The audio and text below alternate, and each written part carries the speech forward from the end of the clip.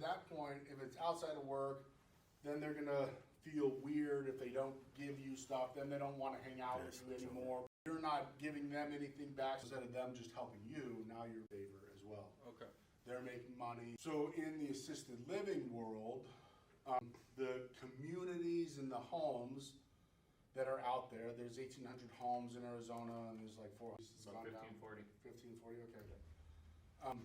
Assisted living homes, but there's behavioral health homes too. Okay. There's DDD homes if you're in that space, but there's assisted living communities. So if you go into a community and you make friends with the admissions person, that's who is talking with the client's POAs at the time of move-in.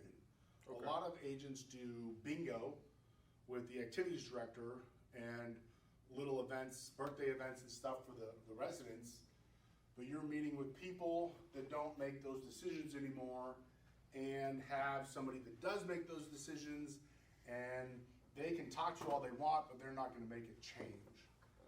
And the people who do make the decisions on that already put them in there, have everything in place, and they're working again and they're busy.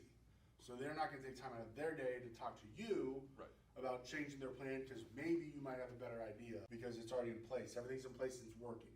So at the time of entry is when you wanna meet them. You want to get in with the admissions Okay. and the nurse that's in the building, because she's usually the one that has to deal with any mobile doctors that are coming in to see the people. You gotta make sure that plan is correct. Is that the DON? Yeah. Doctor? The DON, Director of Nursing, or depending upon what their title is in a building, Yeah. Okay. right? Could be the RCC, which is a Resident Care Coordinator. So Okay. sometimes you wanna work with whoever works with outside resources. Okay.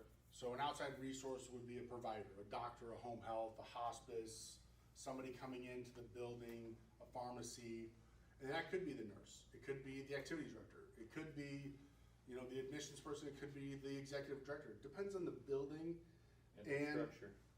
Right, and the structure and the name of the position. Everybody's position names are different.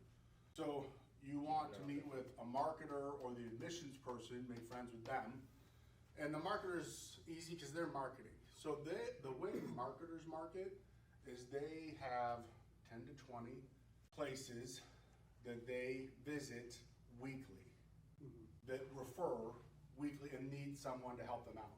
So if they're doing it already, like what we're talking about, if they're visiting, 4 a day of the same ones every week, every Monday, the same 4, then we should do that because they're used to do that and they respect that. So that's how marketers in the healthcare work, they visit their referral sources and stop by, drop off pens, cards, coffee or whatever, because they've built a relationship by stopping in every week and saying hi. And a lot of them co-market together, Right. So eventually you get to the point where you could be co-marketing with another rep and getting access to more places than you normally would. But senior healthcare, the communities their marketer's job is to bring in, 10 to 20 new tours a month. Okay.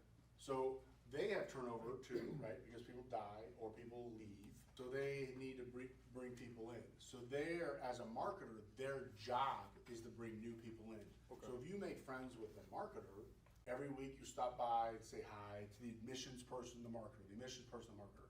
They're working with the POAs. So at the time of move-in is when you say, hey, I can be another arrow in your quiver to meet with these people and make sure their Medicare is current. Because whenever they pull out their card, the family pulls out their card of their wallet, it's probably old cards. I can cross-check that to see if it's current or if there's a new one in play. And I can see if it's gonna work with your mobile providers and your home health providers that come in. If it doesn't work, I can make a change at that point, because when they're new, it gives us a special election period of 63 days to change their plan. Now, if they surpass that, then it is what it is. You're stuck with what they have. So how many people come in and they pull their cards out of their wallet and you just take a picture of it and put it in the file? Well, a lot. Well, I mean, that's how we do it. Okay, so who double checks that? Well, we really don't double check that. All right, well, I can double check that. So then every week, you go in there and say, hey, did you get any new move-ins? Do you need me to run their card to see what they have? If their card's good, works with your mobile doctors, or if it's current, or if it's up to date. If not, I can change it. You know, here's my information, let the families know. So every week you go in and you let them know what you do. Because they're not just sitting there waiting for you, and they don't feel rude, that it's rude that you came in every week and offered the same information.